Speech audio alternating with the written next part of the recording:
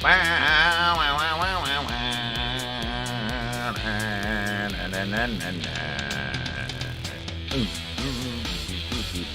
is cool, huh?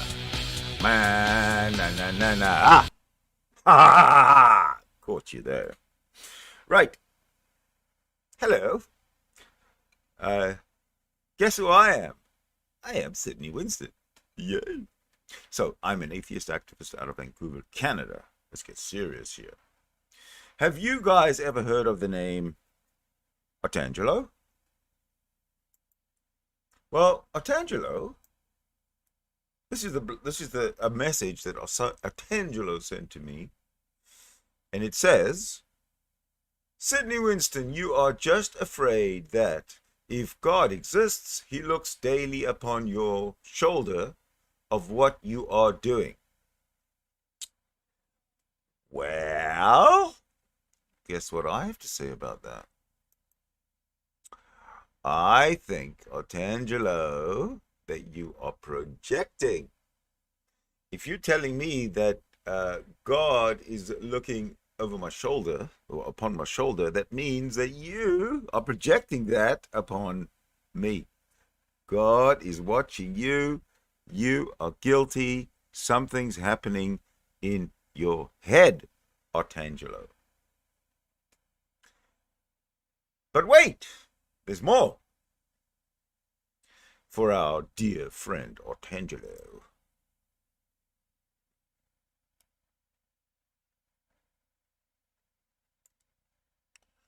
I have something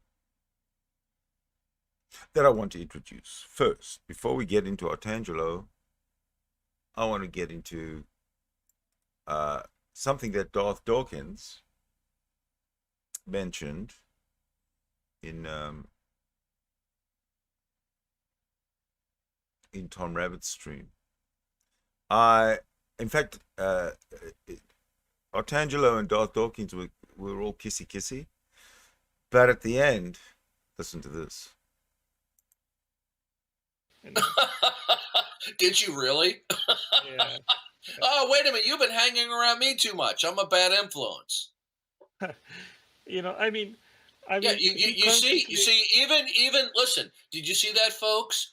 Otangelo is always cool, calm, and collected. And these filthy, lying scumbags even make Otangelo so indignant that he says something a little bit crass, like I do. Welcome to the club, Otangelo. Yeah. Wow. Yeah, you see how infuriating these people are? Yes, I mean, that made me really angry because he was deliberately misrepresenting what I proclaim and what I believe. Mm-hmm. I mean, yeah. You never I do said that, to do him, you? hey, have you ever seen me saying that I believe that Ron Wyatt's rock structure near Mount Ararat is Noah's Ark? I've never said that.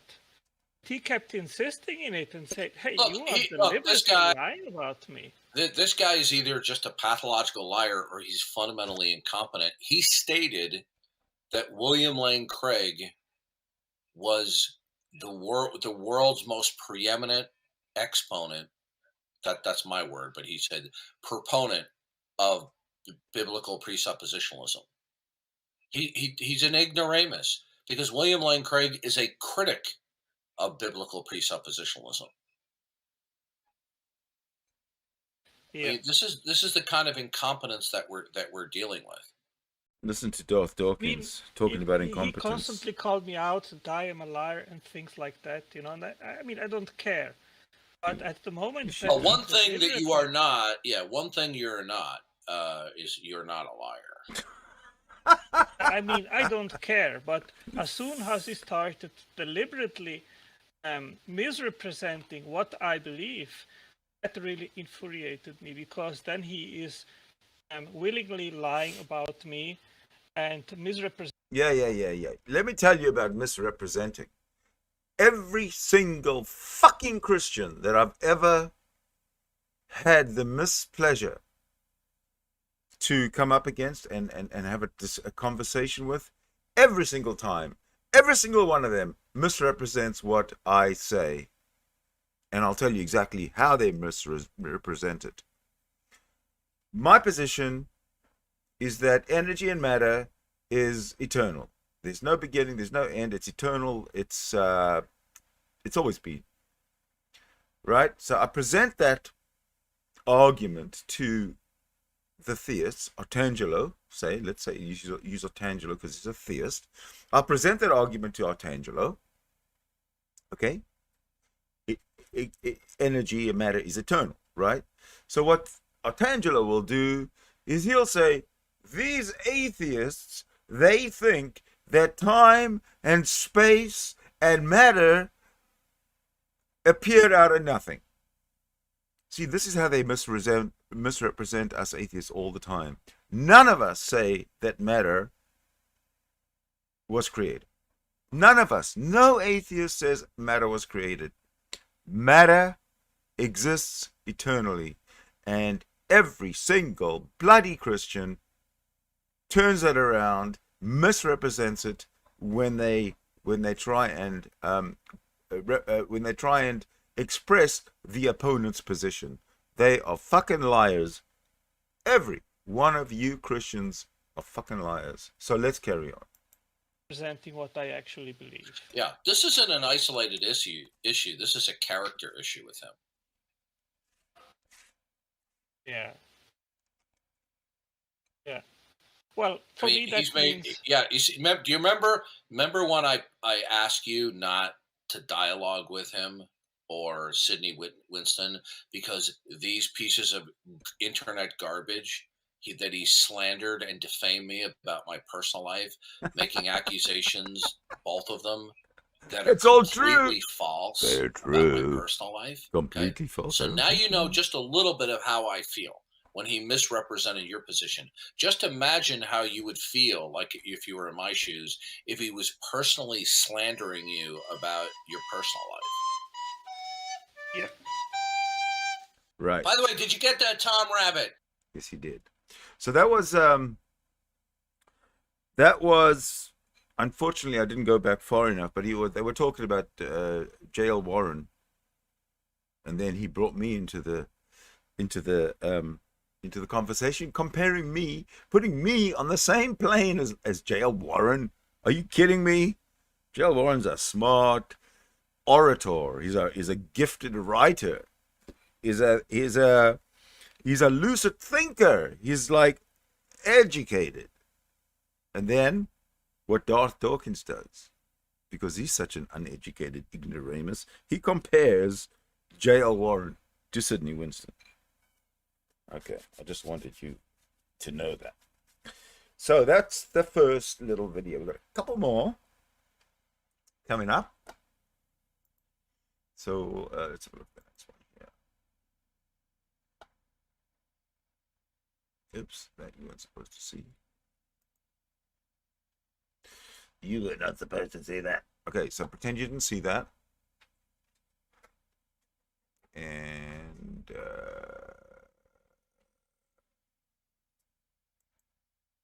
okay, so what we got to do here? Oh, what I got to do there? Hold on a second. I'll get this ready for you. I should get this. Who we got here? Okay, the next up is the ACA, Atheist Community of Austin, something like that. I don't know. Anyway, so the next one is when Otangelo is going to call into the atheist experience. So let me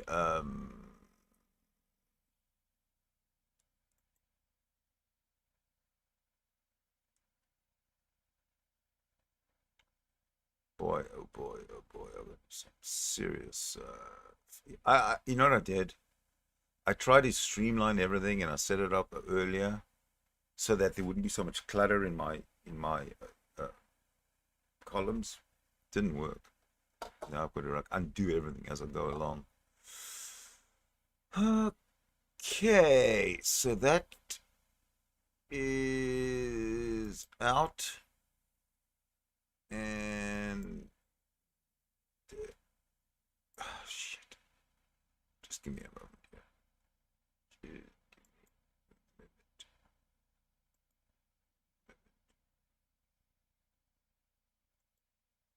Ah, I think we're getting that.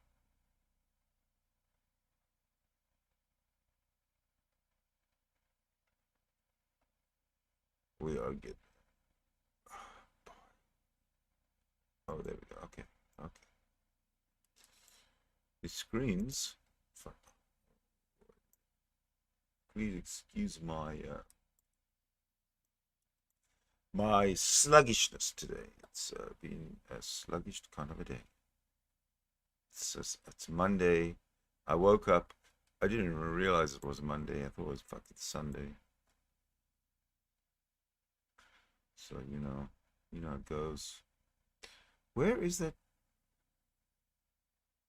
Ah, there it is. There it is. Okay.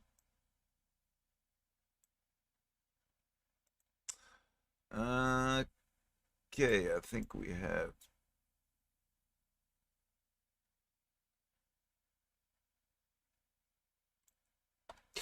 Right. I'm going to slowly fade this in because here it is.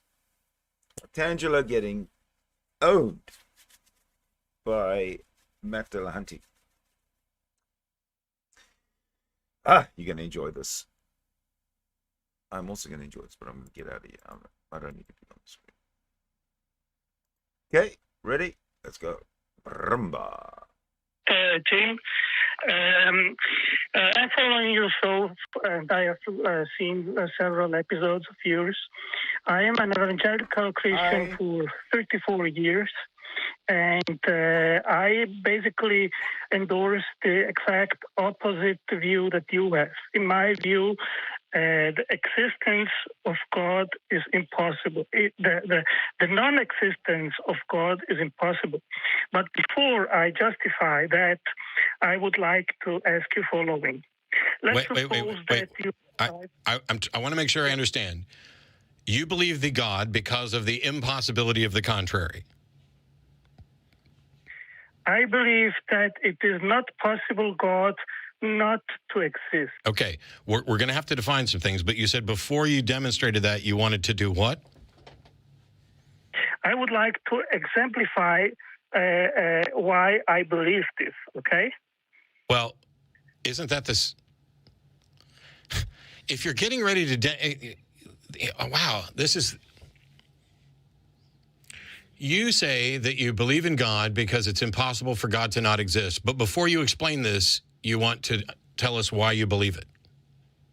Yes. Okay. How is that different? No. This is an incredibly interesting sticking point for me, because if I say I believe that a God doesn't exist, but before I tell you why, let me tell you why. So how about you define the terms and then just tell us why? Okay. I believe that the inexistence of God is impossible. You need to define God. Just as an intelligent designer.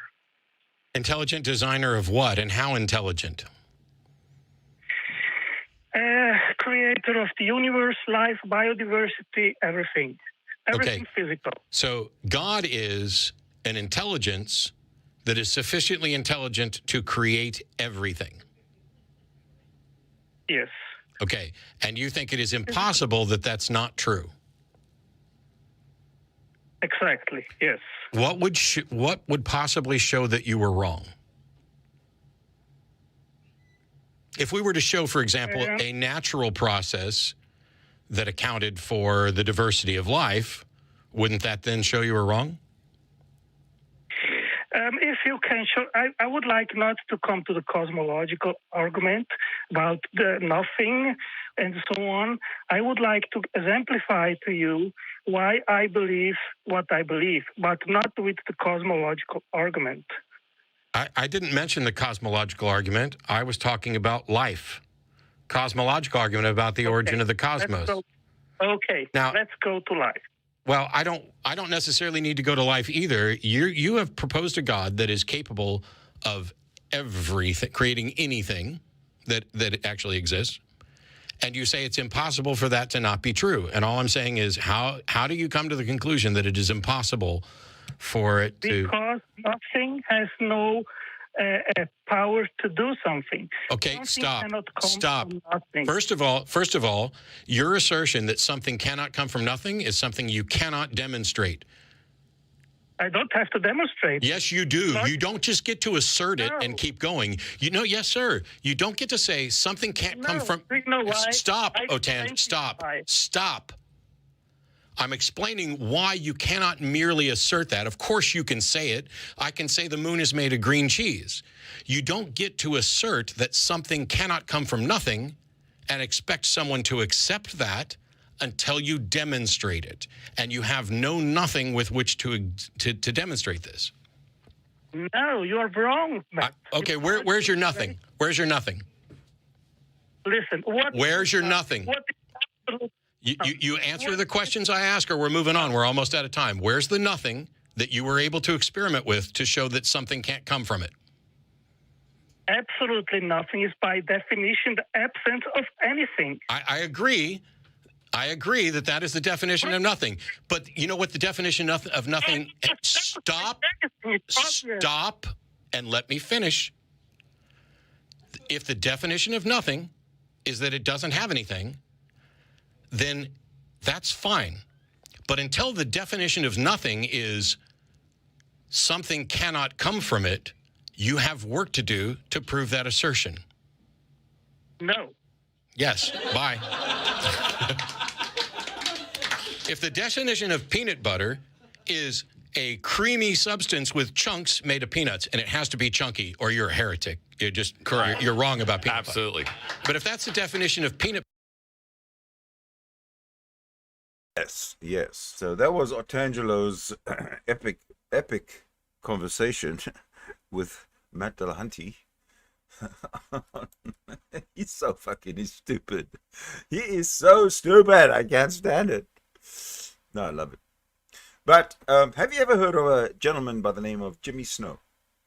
Say yes or say no. No? Okay, well, I have. And I'm going to show you right now who Jimmy Snow is and why we should listen to him. Because Jimmy Snow also had a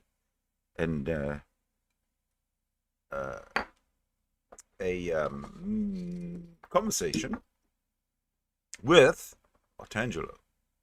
Now you'll find out, in fact, if you haven't already found out, that Otangelo is about as dumb and as ignorant and as unintelligent and uneducated as his boyfriend, Darth Dawkins. Do you really believe that? Well, you should. It's true. So I was trying to set this up here. Let's see. He gets that. And, yeah, it's just right. Okay, so this is Jimmy Snow. And he's about to tell us about your buddy. Listen to this. All right, today's episode comes as a result of an argument that I had with a theist on The Line this last Sunday. If you don't know, The Line is my call-in show. I am often on, but each week you might have different hosts. We go every Sunday, and we take callers from theist to atheist to anybody, especially those people who want to talk about their spiritual beliefs and tell us why we should believe those things. By the way, if you're a theist with such a thing and you'd like to have a very nice, lovely conversation about those things, you should call in to The Line on Sundays. Now, if you actually watch the call that I'm referencing, you might think that I am antagonistic to callers, but this was a special exception. Usually the callers that call in, we have very pleasant conversations, and I try not to ever be too rude or unpleasant. But this particular individual, who is called Otangelo, he calls in relatively often to all of the call-in shows like the Atheist Experience. He's actually been banned from all ACA shows like the Atheist Experience, but he hasn't been banned from mine, despite the fact that he somehow pulled off getting Shannon Q to hang up on him, which, like, she's the nicest person. If Shannon Q hangs up on you, that's something wrong with you. So we get into this conversation that's basically the teleological argument or the watchmaker argument. And the idea is that DNA is extremely complex. We read it like we read computer code. And there are those who are theists who say the complexity of it, and because it operates similar to a computer program, suggests there must have been a programmer. This is the exact same as the old, if you find a watch, there had to be a watchmaker. And now everything, including rocks, are supposedly watches. Totally ignoring the fact the only reason that you actually notice a watch in the sand and say that isn't like the things around it is because it contrasts with that which wasn't designed. It is different from the rocks and the sand around it, and that's why it sticks out. Yeah, totally ignoring that. So this new version of the argument has to do with the fact that we have turned DNA into code that we can read. We have interpreted it that way, despite the fact that the letters that we use, for example, the letter T isn't literally there. But because we are able to interpret and translate and talk about these things in terms of a computer program, there are those who insist that it's because it is a computer program and that there was a design programmer. Now, because evolution has already been demonstrated to be a fact, which it has, and I swear, if any of you leave a comment, I thought it was just a theory, you need to go and learn what a scientific theory is, and especially about evolution as a theory. But because it has been demonstrated to be a fact, and it is the history of our species and how we have gotten here, it basically just leaves them in this one spot, because we already know how the mechanism by which our DNA and stuff has become so complex, and these apparent programs that we are reading that way, that we are describing that way, that aren't actually prescriptive in that way. The moment you would have to say something was designed or programmed would have to precede evolution and be that very first moment of abiogenesis. Now, the term abiogenesis refers to essentially the event that took non-life and produced life. And the best theories right now, or hypotheses, are that it was by some sort of chemical means. However, we don't know, despite the fact that Otangelo insists that during the call I said I do know. And in fact, you can see this comment he left in this comment that he says to anybody who will listen. At Jimmy Snow, you claim to know how life came from non-life. Since you gave me only 30 seconds in the end for a final statement, I was unable to ask, so what do you explain here how you know that science has an answer to that question? Genuinely wondering. Now, grammatical errors aside, English isn't his first language. I don't feel the need to be critical of that, and I'm trying to cut off anybody who might try to go down that road. Here is what I actually said about abiogenesis. Something you're going to notice about if you go and find other Otangelo calls, or you go and watch this call, which I will give you a link to the whole call so you can go check it out for yourself, is that one, you can tell he's reading from a script. Two, you can tell he does not listen to the responses he gets because he fails to restate the things that are said to him. He just straight up doesn't listen at all, and so he now then goes with not what I actually said, but what he feels like I must have said, because that's the only thing that pushes his argument along. So here's what I actually said. What you're calling this computer program running, we already can demonstrate the biological development of that. So the only thing that you have left to go with on this, God had to have programmed it and he was an intelligent designer, is whatever that first abiogenesis moment is, because that is the gap you have left to work in, that he apparently programmed that cell, but luckily gave it this kind of ability to develop into something much more advanced than it originally was. And you don't have any evidence for that. We already have plenty of evidence that you can create abiogenesis events via chemical means. We just don't have a demonstration of the precise way it happened on this planet. But since nothing seems to escape this natural production, we don't have a good reason to believe that abiogenesis didn't either. However, I'm not going to sit here and say the abiogenesis event was A, B, or C until we have adequate evidence. So there you see what I actually said, and in fact am very clear that I don't claim to know the specific event that happened. The only thing, as I've already stated during this episode, is that it appears to be likely a by chemical means, some kind of chemical reaction. Though I can remember being a theist myself and using the argument, did you know that atheists think that like lightning hit a stick a bunch of times and that's how life started? And Yeah, or I guess I would have thought a rock, because a stick would, if there was already a stick, life would have already began. That's the nature of sticks. But yes, that was the sort of way I would summarize it as a theist. It's almost like the theistic-based arguments against science are all nonsense. That'd be weird, though. So anyway, the conversation develops and it gets to the question that I actually find very interesting and an answer that keeps coming up that's actually nonsense. So at one point during the call, as well as in the comments, which he leaves a ton of them that are just copy and pasted from his scripts, he talks about the improbability of the development of life and the development of the arrangement of nucleotides. And he talks about how it is so improbable that it is ignorant to say that it happened or that it would happen by chance. And so this is one of those moments. The chance to have a minimal genome of 1.3 million nucleotides would be 1 to 10 to the 700,000th of power. So it's utmost irrational to believe that such complexity could come up by random chance. All right, see ya.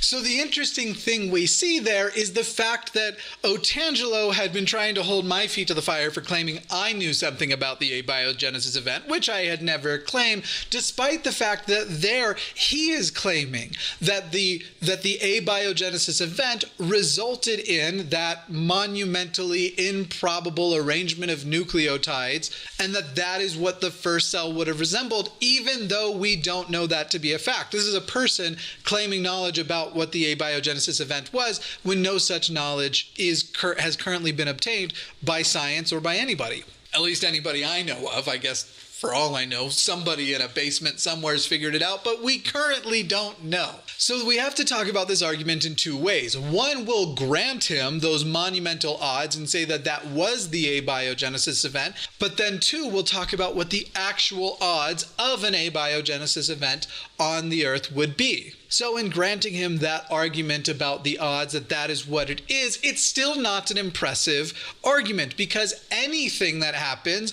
on a cosmic scale is monumentally improbable. So for example, right now, somewhere in the world, a piece of space debris of some kind or a small asteroid or something is falling to the Earth and will make contact with the Earth. And you figure if you go pick up that rock and you go, what are the odds of it landing here? Well, with everything we know now, the odds are actually 100% because the event happened. However, if you try to predict that from before it all happened, and you talk about all of the gravitational sources that had to slightly move it, even by millimeters at a time, where the origin of this rock was compared to the rock we live on, you are talking about something that is going to have millions of zeros in probability of this rock coming into contact with our rock. But then it happened. So when you're identifying the odds of an event that has already happened, something that has already occurred, you can put them in these cosmically ginormous numbers. Now, as you add factors like this planet will be here to bend it this way, you reduce those odds. And technically, if you knew everything about the universe, if you just had a sort of all-knowing, omniscient knowledge, you could actually add so many factors that you would get the odds to 100%, but just at their base odds, like with abiogenesis and evolution, yes, they seem very improbable. However, things of that level of improbability happen all the time. And so to say an event that didn't happen, that must have happened because we see that it happened, because we have the product of it afterwards, the rock that we have picked up, or we have all of life on Earth and no reason to believe that it didn't come from natural means, despite not knowing yet the natural means by which it got here. We're still picking up the rock. It isn't compelling to go, this event is so improbable, it mustn't have happened. Not to mention that these same individuals don't want to talk about the concept of God as probabilities because there's no demonstration of the supernatural world, which makes probabilities pretty extremely high, if not actually zero. So then let's talk about what the probability of an abiogenesis event happening on the planet, because this is one that he essentially was doing himself, but you see people like Josh Feuerstein and other religious people who are anti-science try to bring up and try to attack people with. I'll give you a hint. If anybody gives you a number on what the odds of an abiogenesis event are, they are full of shit. because nobody knows.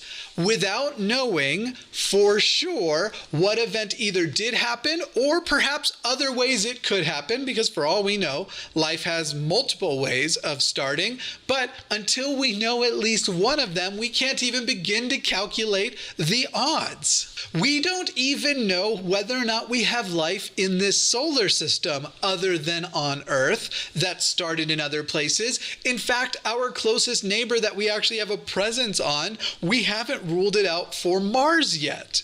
Now, there are little things we do know, like that carbon-based life and the type of life we have on this Earth seems to only be able to exist under certain conditions. And we've created this sort of like Goldilocks zone where we can say with pretty good confidence that if a planet is not this close and receiving this much energy from the sun, have these certain elements present, though that wouldn't be part of the Goldilocks zone, but would be a part of evaluating if life might live somewhere. If there isn't, for example, oxygen and carbon, or at least not those things in sufficient quantities, that we can say the odds are extremely low without being able to number precisely what they are, but the odds are extremely low of anything living outside of those qualifications, as long as we're talking about life that resembles the type of life on Earth. Because again, we don't know if the type of life on Earth is the only type of life there could be.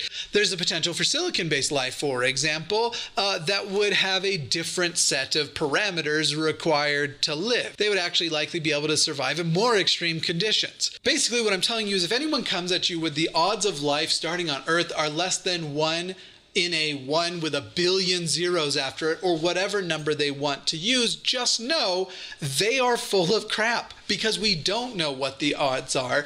If we find life somewhere else in our solar system, that would suggest that it's actually probably a little more likely, barring some kind of panspermia event that actually brought it from one planet to the other, but that actually there's probably lots of planets with life, but we still wouldn't know for sure, because technically, even with astronomical odds, two planetary neighbors could both hit those odds. We'd have to continue on and outward.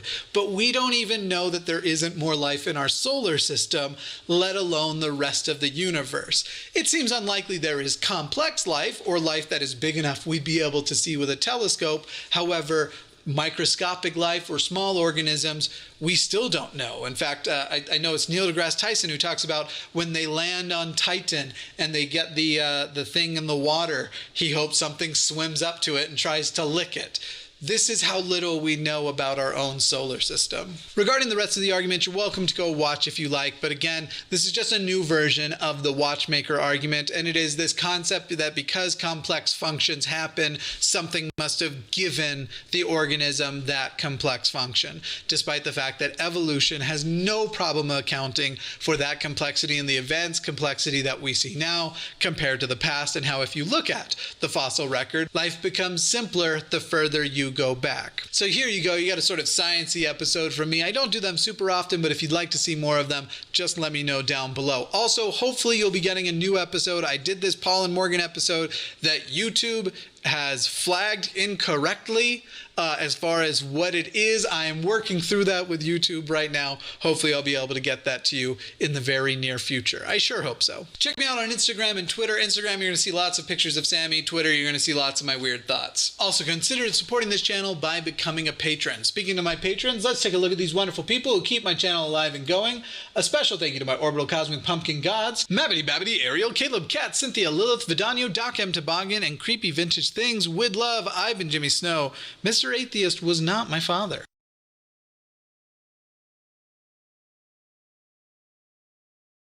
Well, that is good to know, isn't it?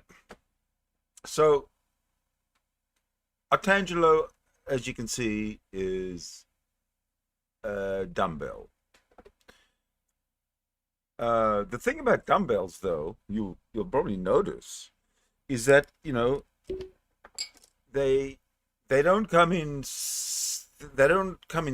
They come in pairs. You know, there's the bar, and then there's the dumbbell on the one side, and then on the other side there's the other dumbbell, right? So one of the dumbbells is Otangelo, and the other dumbbell is Darth Dawkins. So we have a good balance there. But I need to do something or prepare something. It's going to take me about 3 minutes. Now, what do I have? What do I have that can keep you occupied for something like 3 minutes? Tell you what, why don't you give me a moment to search? I did come across something I saw earlier. I did see something earlier, which now I can't find, but I remember what it was called. Ah, there it is. Okay. Here it is. I'm going to just go off camera. And then you can listen to this at the same time. You might love it. You might hate it. You tell me.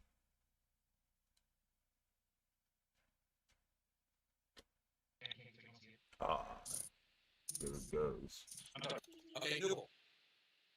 Yes? Remove the mods from mildly, or I'm gonna quit the fucking server, and you'll be to blame. He fucked with me one too many times. He comes in the room and he's trolling. He's trolling before. I'm sorry, could you explain the whole story? He's trolling as a mod, as he has done before. He has trolled me before he was a mod. He kept on giving me the middle finger in the face in the room, pretending like he was modding. I told him he wasn't needed in the room. He was disrupting the room. Now, demod him or I will quit the fucking server. I mean, sorry, could you explain how you Yeah. I I already just went into it. He kept on interfering with the dialogue, pretending to mod. He has trolled me before he was a mod. He's trolled me afterwards. Now, are there any other witnesses? I don't care if there's other. The room was filled with people. Now, I've had mods fuck with me before when I'm having a productive room and running it successfully, and he's in there interfering, fucking with me, and I've had it with him. I had it with Communist Boy fucking with me when he was a mod, and I'm not going to have this asshole fuck with me either. Wow. Yeah, wow is right. Now, I'm going to tell you right now, I have plenty of other servers that beg me to participate. I participate in this server because I was begged to come back by Saz. And I'm not going to have some fucking little prick troll me who's a mod. Now, if you want to retain me on the fucking server, you better remove his mods right now or I am gone. And I think I add, listen to me, I think I add a little bit more quality and value to this server and draw a lot of people where he does not. And the guy is deliberately fucking with me. Now I want his mods removed. Or I will remove myself and will not participate on this server, and I will compete in the competing server. I demodded him. Good. Okay. Thank you. Okay. Now, if I see him with mod powers again, I'm going to go through the roof. I contribute a lot to this server. I draw a lot of people to this server. Okay? If people don't like me, they don't have to come into the room where I'm debating. Okay? Now, I'm not angry with you. I'm angry with this little fucking little prick. And I'm not going to tolerate it. Okay. Well, Thank you. Now, the reason why I'm appealing to you is because Unlap is not here. Now, don't let my angry tone make you think I'm angry with you. I'm angry with this little prick.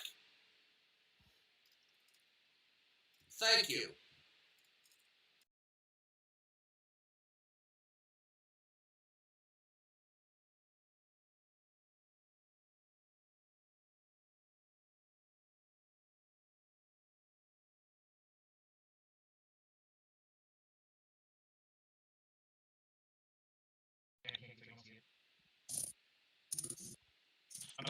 Okay, Google. Yes? Remove the mods from mildly, or I'm going to quit the fucking server, and you'll be to blame. He fucked with me one too many times. He comes in the room and he's trolling before. sorry, could you explain the full story? He's trolling as a mod, as he has done before. He has trolled me before he was a mod. He kept on giving me the middle finger in the face in the room, pretending like he was modding. I told him he wasn't needed in the room. He was disrupting the room. Now, demod him or I will quit the fucking server. I mean,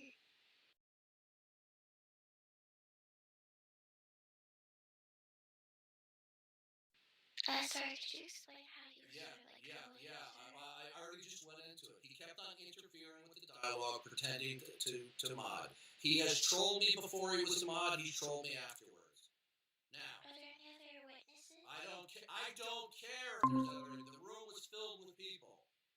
Now, I've had mods fuck with me before when I'm having a productive room and running it successfully, and he's in there interfering, fucking with me, and I've had it with him. I had it with Communist Boy fucking with me when he was a mod, and I'm not going to have this asshole fuck with me either. Wow. Yeah, wow is right. Now, I'm going to tell you right now, I have plenty of other servers that beg me to participate. I participate in this server because I was begged to come back by Saz, and I'm not going to have some fucking little prick troll me who's a mod. Now, if you want to retain me on the fucking server, you better remove his mods right now, or I am gone. And I think I add, listen to me, I think I add a little bit more quality and value to this server and draw a lot of people where he does not. And the guy is deliberately fucking with me. Now I want his mods removed. Or I will remove myself and will not participate on this server, and I will compete in the competing server. I demodded him. Good. Okay. Thank you. Okay. Now, if I see him with mod powers again, I'm going to go through the roof. I contribute a lot to this server. I draw a lot of people to this server. Okay? If people don't like me, they don't have to come into the room where I'm debating. Okay? Now, I'm not angry with you. I'm angry with this little fucking little prick. And I'm not going to tolerate it. Okay. Well, Thank you.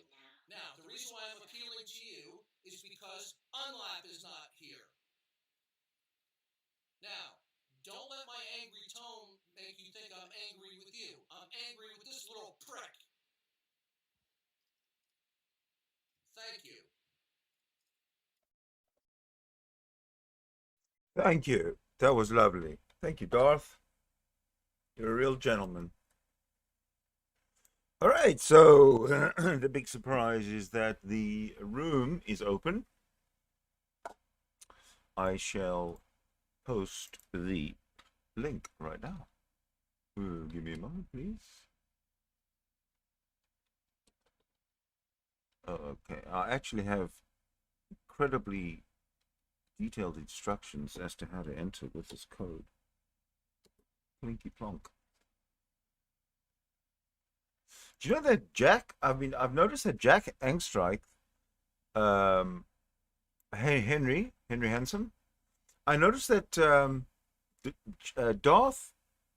Jack Angstrike is now teaming up with Canadian Catholic on debate channels. They sort of get together and live stream somehow. I don't know. I don't quite understand that that connection there. Anyway, here you go. So you want to join this this room? This is how you do it. You open Google Chat. You know how to open Google Chat? No, you don't open Google Chat. I'm lying. You open Google Meet. Open Google Meet. Here you go. So I'll show you. Okay, so you got your... All right, just remember my computer's a little bit resource challenged, let's say. Okay, so you open your Google Meet. Oh,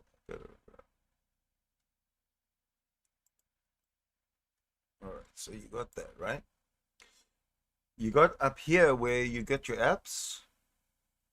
on Chrome, you open Chrome, your Chrome, you got your apps little icon. You bring all your apps, you'll see all your apps here. One of them will be called Google Meet, and you click on it. And when you click on it, you'll see you've got two choices here. You can either start a new meeting. Oh, can't even see this. You can either start a new meeting, or you could enter a code. If you enter the code that's at the top of this chat, Google Meet code, if you enter that code into there and then you click on join, baboom, you have entered the room. Well, you've entered the backstage. Okay, that's how easy it is. How can you have a computer with no mic or camera? That's ridiculous. I've never seen a computer with no mic or camera since like 1994.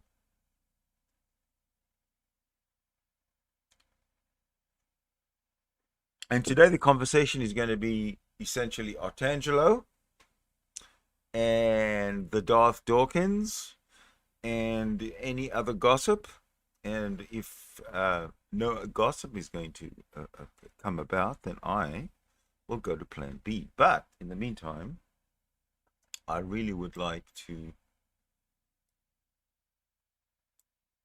start a conversation. So just let me. How would you like to hear some music while I set something up here? You would? Okay, 1 for yes music, 2 for no music. All right. I give up. Yes, there are computers with no mics and no cameras. I declare a loss. I declare defeat. You are now. I am under your hegemony now, gentlemen and ladies who have defeated me in my ridiculous claim that no computers have a mic or a camera. Okay, music. What did I say? 1 for yes, 2 for no. So far, it's a dead heat at no response.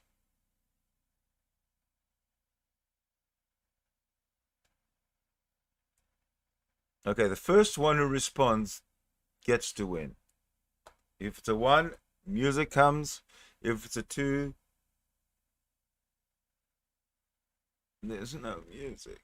And, oh, there we go, clout. Oh, it's a 41. A 1. You got it, buddy.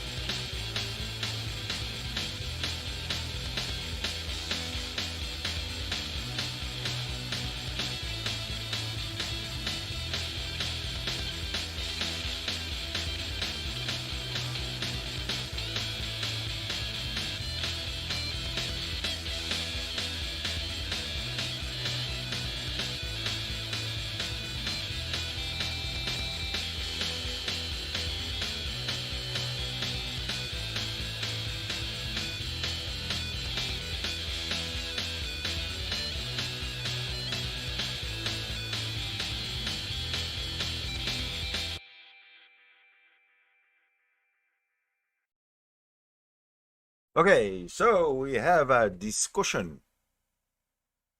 A discussion on Otangelo and friends. Otangelo's friends include Darth Dawkins, any Darth Dawkins minion, well, that includes everybody who's a Christian. So any Christian is a friend of Otangelo. And I'm relegating Darth Dawkins to pretty much the dregs. He's just like with everybody else. Otangelo is the leader, and Darth Dawkins is submissive to Otangelo. What do you think of that? Come on and tell me. Come in and tell me.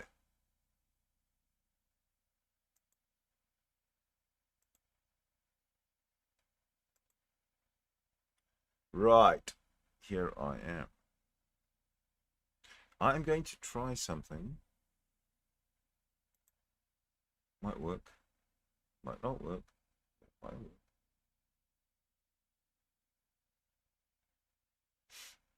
Give it a bit of time, probably. How do I advertise my channel? Okay, everybody, please like my videos. Everybody who's watching my channel, please like my please like or dislike my videos. I don't really mind. I just want to get an idea of how well I'm doing and how shitty I'm doing. So far, it's not looking good.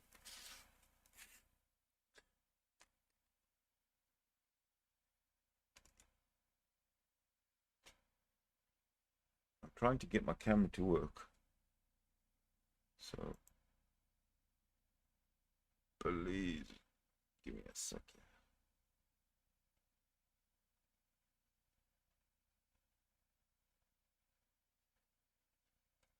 Didn't want to do it.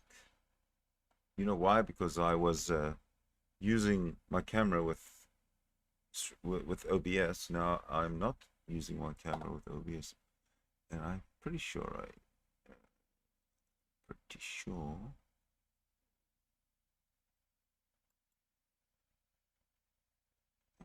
pretty sure I deactivated the device.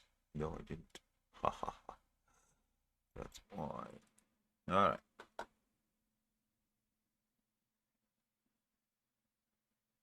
So I should be able to pop into my own stream in 1 minute. Or not. Oh, there we go. Look at that. Look at that. Look, how did this writing get all in front of me? Huh? How am I supposed to see everybody when there's all this writing?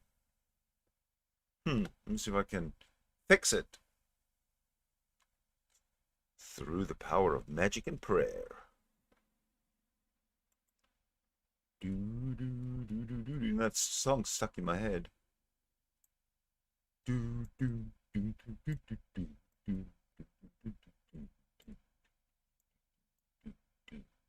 Wow! Magic! Okay. Come on in, everybody.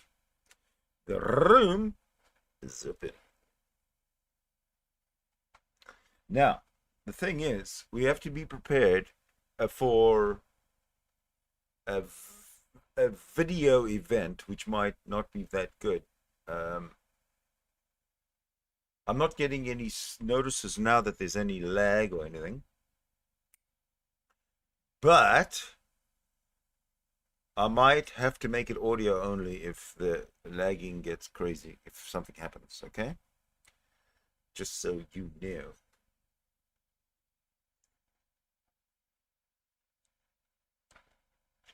I'm just, the one thing I cannot do, I know that for sure, is I cannot like use any background, any resources to change the background, to blur, I'm going to leave it like this.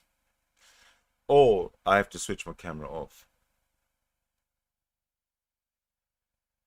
Did you guys listen to Cryptomaria read her blog yesterday? I got a good idea, Cryptomaria. welcome and what's the time here? Hopefully you're back from work. Oh, good, you just got off work. Great. I have an idea. Cryptomaria, my friend, is if you write a daily blog, then you get to read your daily blog on YouTube live, or record it if you like, but live. And it's better to do it live. When I'm doing a stream, you come in and you read your blog, or we have a Cryptomaria segment every live stream, or many times per live stream. Cloud, hey, how you doing? And thanks for your one. It's because of you that you got the tunes.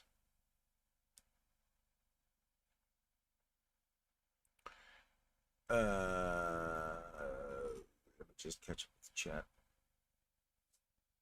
Actually, maybe I should I share the chat and say, let me clutter and show you how let me show you how I can clutter my screen. Let me do that. I'm going to try it. I'm going to give it a try. Maybe it's something I've never done. And you know me, I like to do stuff that I can push the envelope of technology. Actually, it's not that. I just like to learn things. That's why I have absolutely no time for Hollywood shit. For sitting there and watching, I don't know, soap operas and crap, primetime crap, primetime shit. Number one, I'm not a consumer, so sitting there and watching all these all the commercials being thrown at me to buy, cars and cleaning detergents and toilet paper, and fuck off. So I don't do TV. And why is my camera so fucking close to my face? Get out of here. There we go. Well, hold on. I've got to do a little bit of that in order for me to move it. Oh, move it the wrong way. Ah, screw it. It's gonna go that way. Finish. Sorry. So you have to see what's beyond the green screen. Oh well. But I will say this. The resources are really slow right now with just my camera on. So I imagine that if somebody else joins this room, how do you know it's a room anyway? I'm gonna have to show you that. That's kind of. I was wondering what was bothering me, and it was the fact that it doesn't look like a room. It doesn't look like a meeting room. It looks like just me. Where's my keyboard? I found my keyboard. Okay, so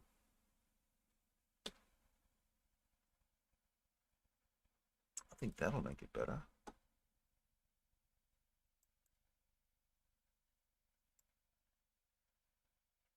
Let me just adjust it one little bit more.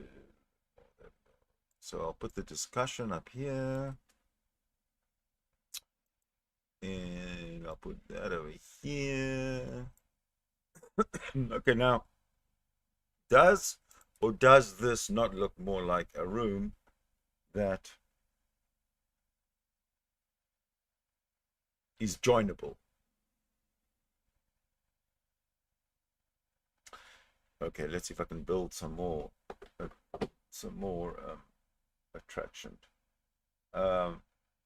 What's this do? What does this do?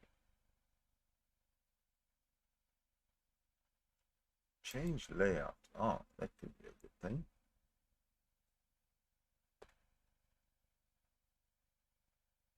I'm going to experiment with this. Sidebar. Spotlight. Tiled. Order. Now, none of them are going to work. Oh, I know what that one does. That does that. That does that. Does that. That. Okay, good. Let's go. Let's go Spotlight. So that means that if anybody joins, I don't like that.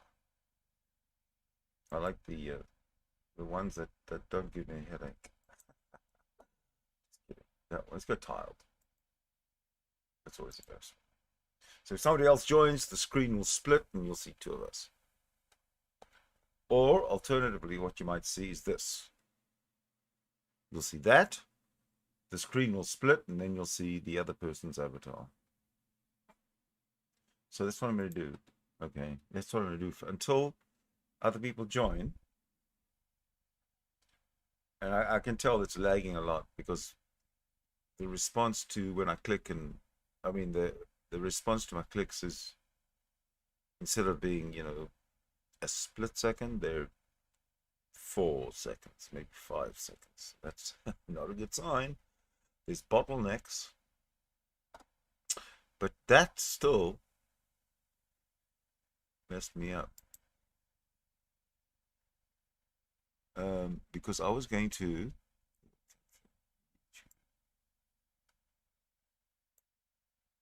yes. Okay, no, I'm not that messed up yet. Like I said, I was experimenting early with the menus and stuff, and what I thought would happen didn't happen. It looked a lot tidier, but there were too many things connected that were messing other scenes up. I don't want to get into it, but I'm fixing it slowly as I go. So what we got?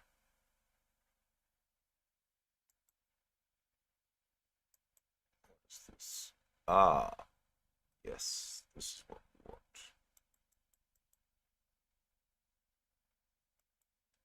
No. So why can't I see it? There we go. Sorry. If only I had a clue, huh? All right.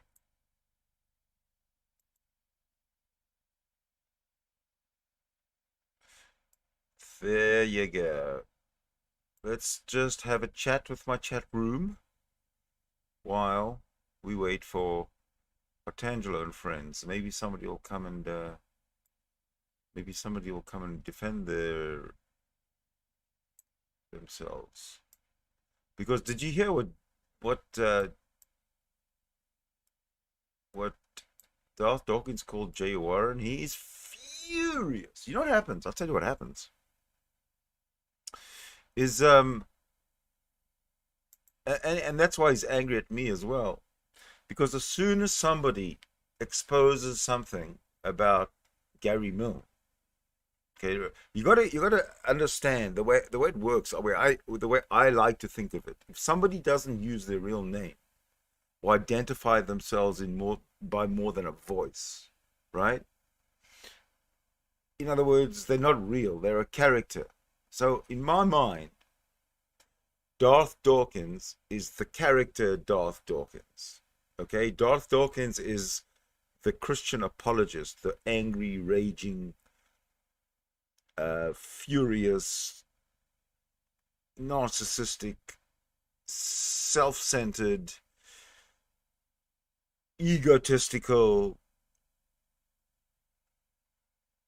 xenophobic, misogynistic person in this community, in this internet community, anybody who knows Darth Dawkins, knows what I'm talking about. The person behind Darth Dawkins, the actual real IRL person, Gary Milne, exposed himself. He says that I exposed Gary Milne for his abuses and his adultery and his sexual deviance and his putrid behavior in behind the scenes. I'm not talking about just, screaming at kids here on the internet. So I exposed that. And Jail Warren tore him to pieces. If bloated, arrogant, raging, screaming, yelling, controlling Darth Dawkins was an onion, you know what Jail Warren did? He peeled and peeled and peeled and peeled all the bullshit layers from Darth Dawkins until eventually there was just a little stick. Stick man. Darth Dawkins is a stick man. It was brilliant. It was brilliant. Now, of course, because you have caused me to lose my train of thought, I don't remember what I was getting to. So feel free to remind me in the chat. Just a second.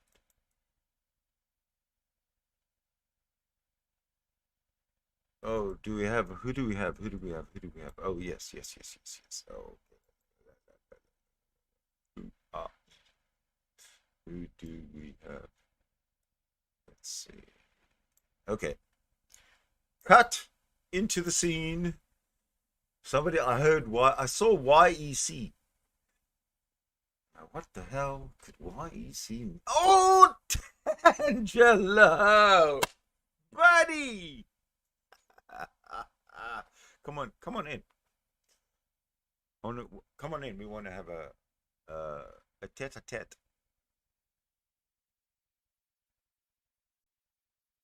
Okay, with respect, okay, everybody. Nobody. No, you can attack today. Okay, hold on a second. Today, we can attack ideas. We can attack. Yeah, ideas. That's it. We'll be nice though. We'll be nice to each other because ultimately we're all human, and I am a humanist. And if you don't know what a humanist, I'll be very, very happy to tell you. Clout says he attacks ideas, not people. He's part of the group. He's a club member. So come on in, Otangelo. All right, I'm going to read through these messages here because they're all relevant. Clout. I like Otangelo to be honest. I think he's a nice guy trying to make his way through the world like any of us. Yeah, so maybe Clout. Maybe he's just a troll like Darth Dawkins. The only thing is, I believe that Otangelo is using his real name. He comes on camera. You know, he really is part of the community. Unlike this kind of sneaky, creepy, slimy subterfuge like Darth Dawkins, who I think that. Okay, here, Otangelo, this is what I think you are doing, because you are a troll. There's no doubt about it. You, sir, are a troll. So here's what I think he's doing. He's happening. I think that Otangelo is actually trolling Darth Dawkins. Am I right, Otangelo? I think you are trying to out-troll Darth Dawkins. And I think that you will win. And that is why I call this show Discussion Otangelo and Friends. Otangelo, you are the leader of the, what should we call you? You're the leader of the Christian evangelists. I think that's what you call yourself. Christian fundamentalists, Christian. What? I have no idea what you guys. You come in here and tell me what you call yourself, because I have no idea. No blocking. Nothing's no. At least on my end, no one's blocked and no one. No, I'm a free speecher. Sorry. I also like, you know, people's personal privacy when necessary to be protected. No doxing. Well, let's talk about doxing. Because when I say no doxing, I really kind of say it as a cliche, not as a what the fuck does it really mean? Well, let's find out what that really means. Because maybe no doxing is ambiguous. So, what is doxing? Let's see if we can have a discussion about that. Doxing.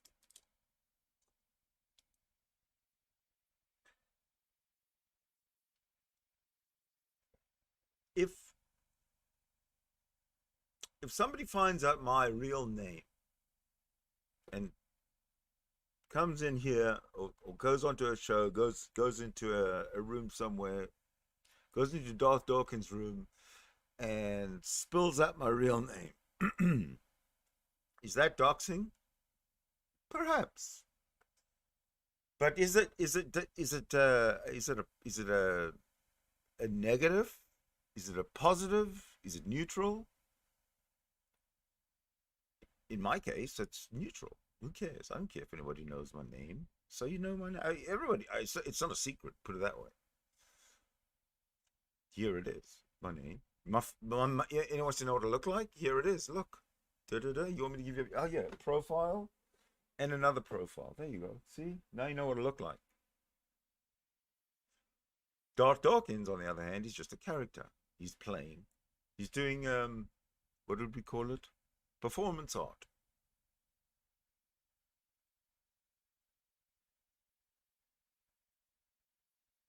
So doxing is just something like there's a few words, there's a few buzzwords that are used to instill fear in others, like doxing. Okay, doxing means he doxed me, he doxed me, he doxed me, he doxed him, she doxed her, but nobody knows what that means. Nobody has a fucking clue what that means, because doxing can take many forms. If somebody says my name in a different hangout, and everybody now knows my name, they didn't before. Oh my God, I'm doxed. No, it's nothing. It doesn't mean anything. For example, the character who plays Pee Wee Herman. Okay, the character who plays Pee Wee Herman. Pee Wee Herman's a character. And the guy who played Pee Wee Herman, I forget his name, Paul someone. He's just an IRL person like anybody else. He's not Pee Wee Herman, right? So whoever plays Darth Dawkins in real life is not Darth Dawkins. You know what I mean? That's how I look at it. But what Darth Dawkins has done, sorry, I'm going all over the place, but I'm finishing a thought here. So what Darth Dawkins has done, as he's responded as Darth Dawkins to my exposing of Gary Milne as an adulterer and a misogynist and a wife abuser and a child abuser. So, but instead of responding as Gary Milne, he responded as Gary Milne through his character of Darth Dawkins, which gives it away. Because the character of Darth Dawkins should have no knowledge of this real life person called Gary Milne, who abused his wife, who abused his children, who ran away from his family, who committed adultery, all for purely egocentric, selfish needs. That person is not in any way related to Darth Dawkins. However, Darth Dawkins has responded. And you heard earlier, in Otangelo, with Otangelo in the room. Otangelo, come in here and tell me I'm wrong. Darth Dawkins responded with Otangelo in the room that J.L. Warren and Sidney Winston are scumbags because they exposed and wrote nasty things about him. But we really wrote nasty things about Gary Milne. And Darth Dawkins responding so outraged, with such outrage to somebody he shouldn't even know called Gary Milne, it kind of gives it away, you know? That's what I'm saying. Darth Dawkins is not very smart. And that is why I put Darth Dawkins as part of the friends of Otangelo. You see? That's how it works. How come no one came in?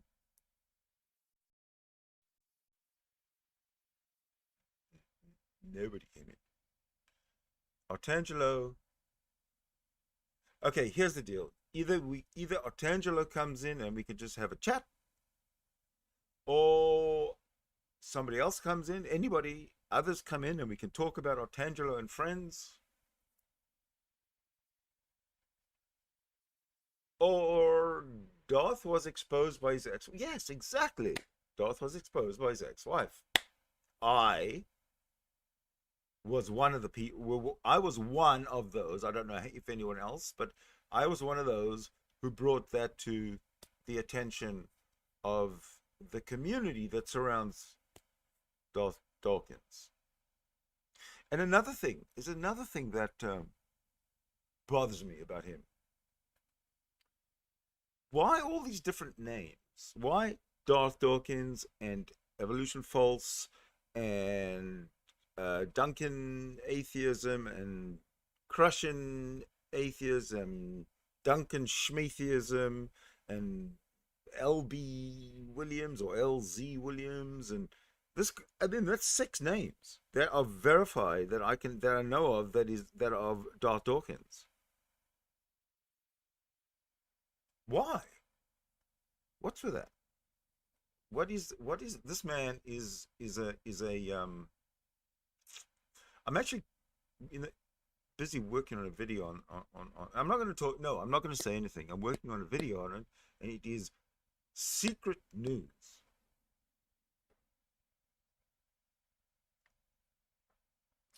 All right, Troy has joined.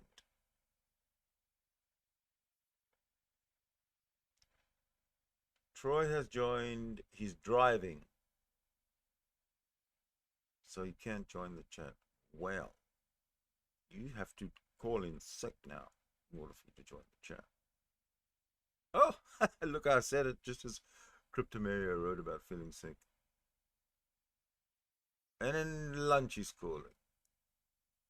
Okay, so I have to entertain the viewers for 30 minutes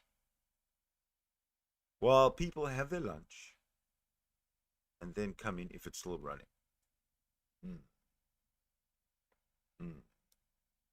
How should I take that? Well, hey, Maynard saves.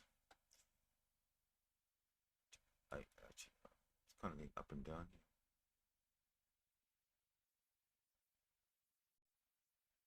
here. What am I looking at? I'm just looking in the sky, nothing much. No, just kidding. I'm looking at the sky. Oh, I'm going. Well, Otangelo, are you still in the? Are you like still around? I should be able to tell this way. Nope, he's gone.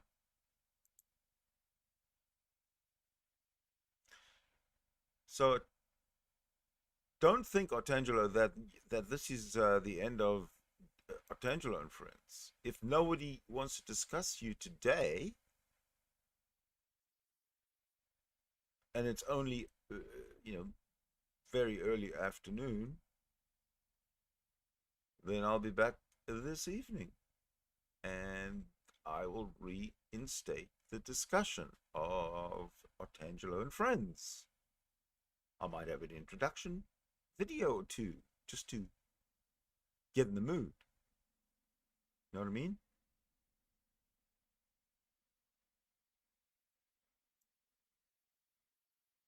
But it does seem as if the room is not going to be a thing. Well, let me get rid of the chat room because it's aesthetically unpleasing. Do you agree with me? Yeah, I see that. All right, so I'm gonna cut it. I'm gonna say bye, and I'm gonna say also that I'll be back later on. The Otangelo and Friends discussion might very well be where we continue, unless something else comes up. Okay. So you beautiful people, thank you so much for watching. Thank you so much for giving me your time. Please like or dislike. Thank you again.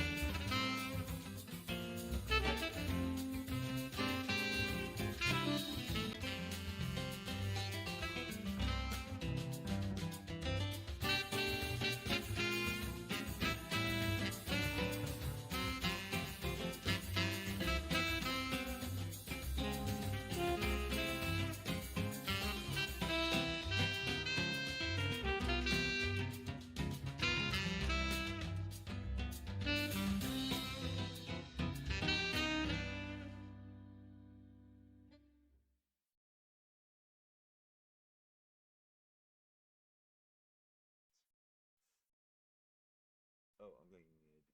Well, Otangelo, are you still in the? Are you like still around? I should be able to tell this way. Nope, he's gone.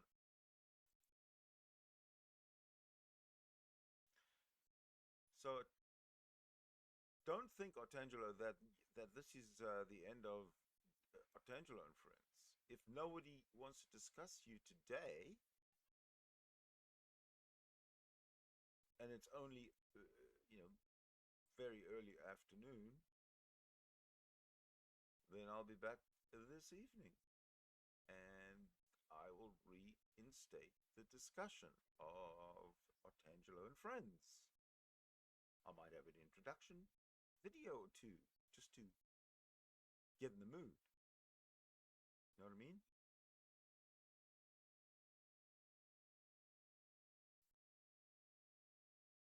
But it does seem as if the room is not going to be a thing. Well, let me get rid of the chat room because it's aesthetically unpleasing. Do you agree with me? Yeah, I see that. All right, so I'm gonna cut it.